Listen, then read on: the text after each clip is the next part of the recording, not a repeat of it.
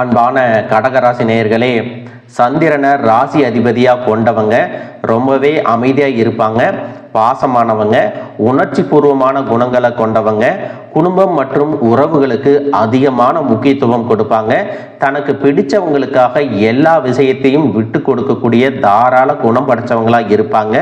எல்லாரும் நல்லா இருக்கணும் அப்படிங்கிற பொதுநல சிந்தனை உடையவங்களா இருப்பாங்க.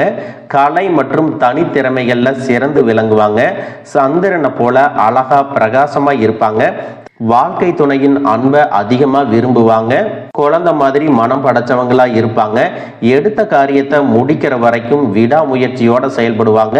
எல்லாரையும் அனுசரித்து போறதால உங்களுடைய தலைமை பண்பு மிகச் சிறப்பா இருக்கும். இப்படி சிறப்பான குணங்கள் இருக்கக்கூடிய கடகராசி நேயர்களுக்கு இனி வரக்கூடிய காலங்கள்ல பாத்தீங்கன்னா, கடகராசி புனர்பூசம் 4ஆம் பாதம், பூசம், ஆயில்யம் நட்சத்திரக்காரங்களுக்கு நவ கிரகங்களின் தலைவனான சூரியனும் தேவர்களின் குருவாக போற்றப்படக்கூடிய குரு பகவானும் மார்ச் மாதத்துல இணைஞ்சு அதிர்ஷ்டத்தை தரக்கூடிய நவ பஞ்ச யோகத்தை உருவாக்க போறாங்க.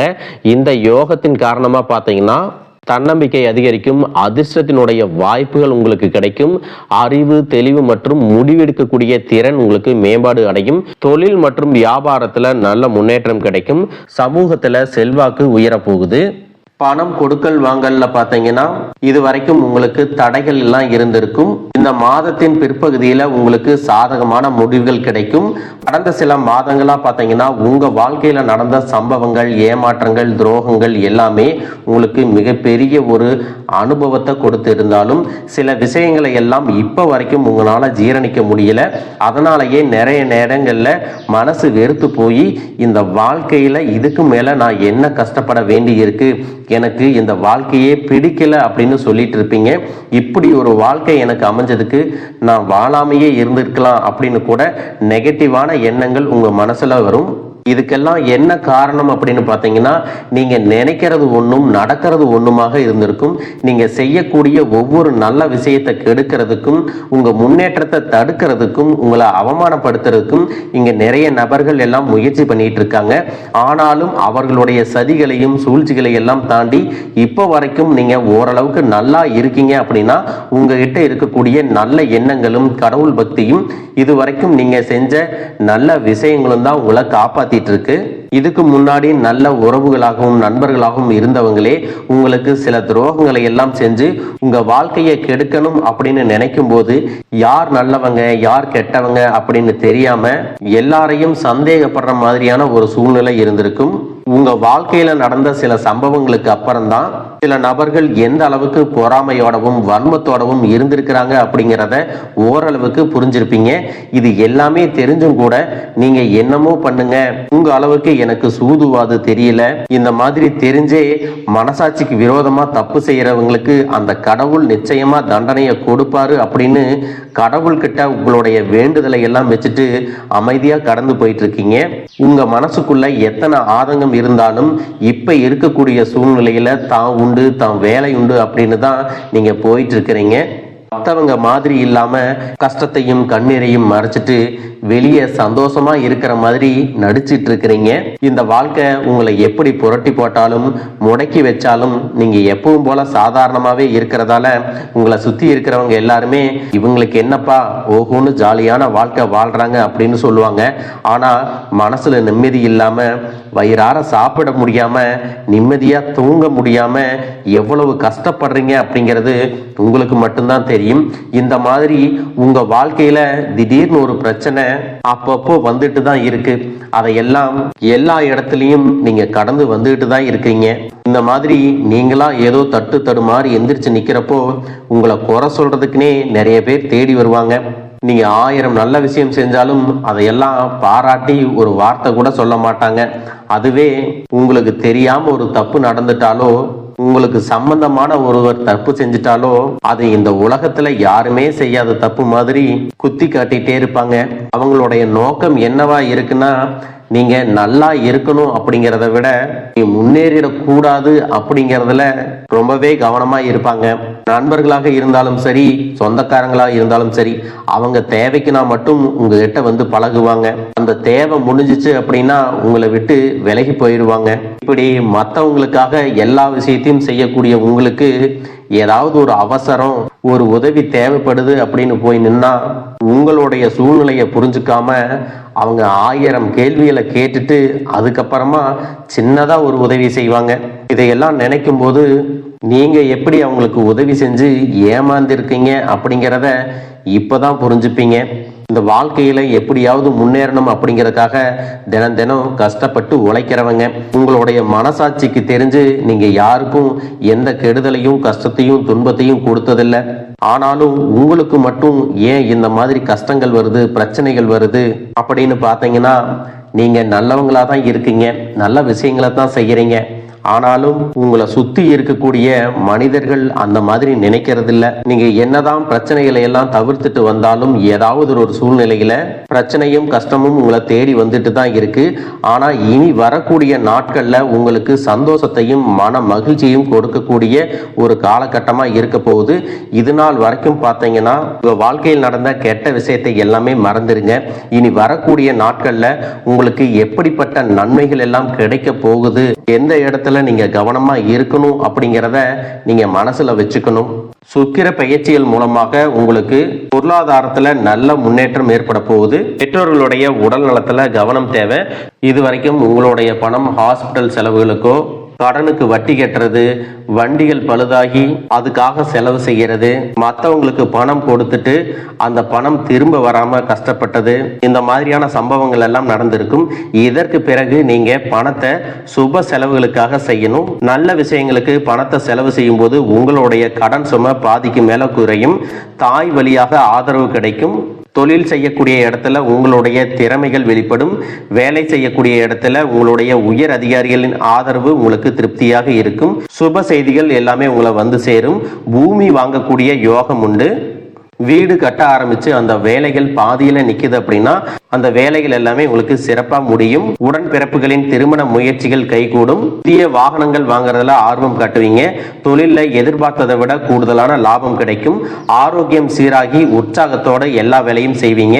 அரசு வேலைகள்ல இருக்கிறவங்களுக்கு மேலதிகாரிகளுடைய ஆதரவு கிடைக்கும்.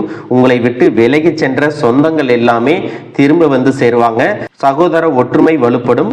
நிழல் கிரகங்களான ராகு கேது பயிற்சியில பாத்தீங்கன்னா உங்களுக்கு மறக்க முடியாத சில சம்பவங்கள் எல்லாமே உங்களுடைய வாழ்க்கையில் நடக்கும். இந்த காலத்துல குடும்பத்திலையும் தொழிலையும் நீங்க கூடுதலான கவனத்தை செலுத்தணும். உங்களுடைய கடின உழைப்பால லட்சியத்தை அடையணும் அப்படிங்கறதுக்காக ஒரு பிளான் போட்டு வச்சிருப்பீங்க. அது எல்லாம் உங்களுக்கு கையில கிடைக்கிற நேரத்துல உங்களுக்கு பணம் வருவது சில தாமதங்கள் ஏற்படும். வியாபாரத்துல போட்டிகளை எல்லாம் நீங்க சந்திக்க வேண்டியது இருக்கும். குடும்ப உறவுகள்ல நீண்ட காலமாக இருந்த திருமண தடைகள் எல்லாமே நீங்கும். கல்யாண பேச்சு கைகூடும். சின்ன வயசுலேயே கணவன் மனைவி பிரிஞ்சிருக்காங்க அப்படின்னா விவாகரத்து பெற்றதுக்கு அப்புறம் அவங்களுக்கு 2வது திருமணம் கைகூடக்கூடிய வாய்ப்புகளும் இருக்கு. அரசு வழியில சில சிக்கல்கள் உருவாகும். தன்னம்பிக்கையும் தெய்வ நம்பிக்கையும் அதிகமாக தேவைப்படும். இந்த காலகட்டத்தில் ஆரம்பத்தில் உங்களுடைய வளர்ச்சிக்கு காரணமாக இருந்தவர்களே உங்களுடைய வளர்ச்சியை பார்த்து பொறாமப்பட்டு எதிரிகளாக மாறக்கூடிய சூழ்நிலையும் இருக்கும். இப்படி இன்பமும் துன்பமும் கலந்து வரக்கூடிய உங்களுடைய வாழ்க்கையில எனக்கு எதுவுமே நடக்கல, நல்லது நடக்காது அப்படின்னு எதிர்மறையான எண்ணங்கள் உங்ககிட்ட இருக்குது அப்படின்னா உங்களுடைய வாழ்க்கையில நிறைய நல்ல மாற்றங்கள் வரணும், அதிசயங்கள் நடக்கணும் அப்படின்னா சித்தர்களுடைய ஜீவ சமாதி, குருமார்களுடைய ஆலயம் மற்றும் சுயம்பு ஆலயங்களுக்கு தொடர்ச்சியாக நீங்க பயணம் செஞ்சுட்டு வந்தீங்கன்னா நீங்க ஆன்மீகத்துல யாரையெல்லாம் பின்பற்றீங்களோ அவங்க எல்லாருமே உங்களுக்கான ஆசைகளை கொடுப்பாங்க. அனைத்து சித்தர்களும் குருமார்களும் மக்களுக்கு நல்லது செஞ்சவங்க, நோயை தீர்த்தவங்க, அதிசயங்களை நிகழ்த்தி காட்டினவங்க, இன்னைக்கும் அதையெல்லாம் செஞ்சுட்டு தான் இருக்காங்க. நீங்க 10 சித்தர்களை தேடி போனீங்க அப்படின்னா 11வது சித்தரை உங்களுடைய சுயமுயற்சி இல்லாமலேயே தானாக தேடி போகக்கூடிய வாய்ப்புகளும் உங்களுக்கு கிடைக்கும். இது பெரும்பாலும் எல்லாருக்கும் தெரியறதில்ல. ஒவ்வொரு சித்தருக்கும் ஜீவ சமாதிக்கும் தனிப்பட்ட சக்தியும் ஆற்றலும் இருக்குது.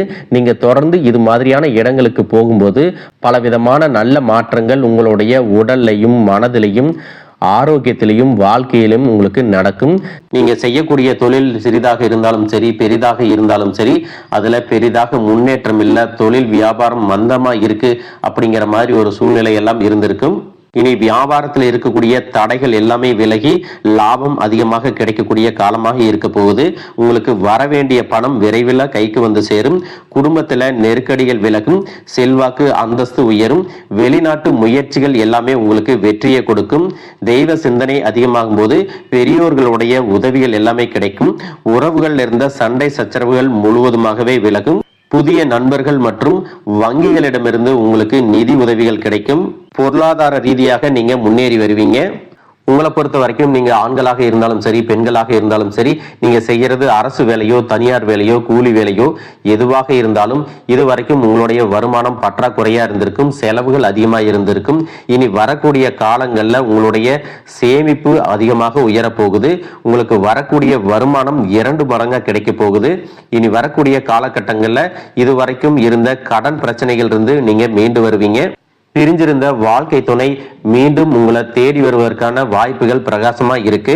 குழந்தைகள் மூலமாக உங்களுக்கு மன மகிழ்ச்சி ஏற்படும், பெருமை உண்டாகக்கூடிய தருணங்களும் அமைய போகுது. பெற்றோர்களுடைய ஆரோக்கியத்துல நீங்க அதிகமான கவனம் செலுத்தணும். நீண்ட தூர பயணங்கள் செல்வதை தவிர்த்துக்கணும். புதிதாக வீடு மற்றும் வாகனங்கள் வாங்குவதற்கான அனைத்து பொருளாதார வசதிகளும் உங்களுக்கு கிடைக்கும். பிரிந்திருந்த காதலர்கள் மீண்டும் ஒன்றாக சேர்வதற்கும் காதல் திருமணம் கைகூடி வருவதற்கான காலகட்டமாகவும் இந்த மாதம் இருக்க போகுது. நீண்ட நாட்களாக குழந்தை பாக்கியம் இல்லாதவர்களுக்கு குழந்தை பாக்கியம் கிடைக்கும். மனசுல இருக்கக்கூடிய பயம் நீங்கி தன்னம்பிக்கையும் தைரியமும் அதிகரிக்கும். மனதை ஒருநிலைப்படுத்தி கவனச்சிதறல் இல்லாம கடமையை உணர்ந்து செயல்பட்டீங்க அப்படின்னா உங்களுடைய உழைப்புக்கு தகுந்த உயர்வுகள் கிடைக்கும். அலுவலகத்துல உங்களுடைய பெயர் அதிகமாக பேசப்படும். சிலருக்கு பாத்தீங்கன்னா புதிய பணி வாய்ப்புகள் எல்லாமே கைகூடி வரும். யாருடைய தனிப்பட்ட விஷயத்திலும் தலையிட வேண்டாம். வெளிநாடு வெளியூர் செல்லும் வாய்ப்புகள் வரும். அரசு துறைகளில் இருக்கிறவங்க மறைமுக எதிரிகளிடம் எச்சரிக்கையாக இருக்கணும். புறம் பேசுவரை புறக்கணிக்க வேண்டும். மாணவர்கள் பாத்தீங்கன்னா மறதியை விரட்ட தினம் தினம் படிக்கணும். பெண்களுக்கு குடும்பத்துல மதிப்பு அதிகரிக்கும். உங்களிடத்துல பொருளாதாரம் சேரும் பொழுது சிற்றின்ப நாட்டம் அதிகமாக இருக்கும். உங்களுடைய சுய ஒழுக்கத்துல அதிகமான கவனம் தேவை. மேலும் உங்களுக்கு சிறப்பான பலன்கள் எல்லாம் கிடைக்கணும் அப்படின்னா நவ கிரகங்களை வழிபாடு செய்யணும். ஒவ்வொரு வாரமும் குரு பகவானுக்கு வியாழக்கிழமையில அர்ச்சனை செஞ்சுட்டு வந்தீங்க அப்படின்னா உங்களுக்கு மன நிம்மதியும் தொடர்ச்சியான பலன்களும் ஆரோக்கியமும் மன மகிழ்ச்சியும் உண்டாகும். இதுவரைக்கும் இருந்த நெகட்டிவான எண்ணங்களை எல்லாம் விட்டுட்டு நம்ம வாழ்க்கை மாறப்போகுது அப்படின்னு நம்பிக்கையோடு எல்லா விஷயங்களையும் செய்யுங்க. நல்லதே நடக்கும். வாழ்க வளமுடன், வாழ்க பல்லாண்டு.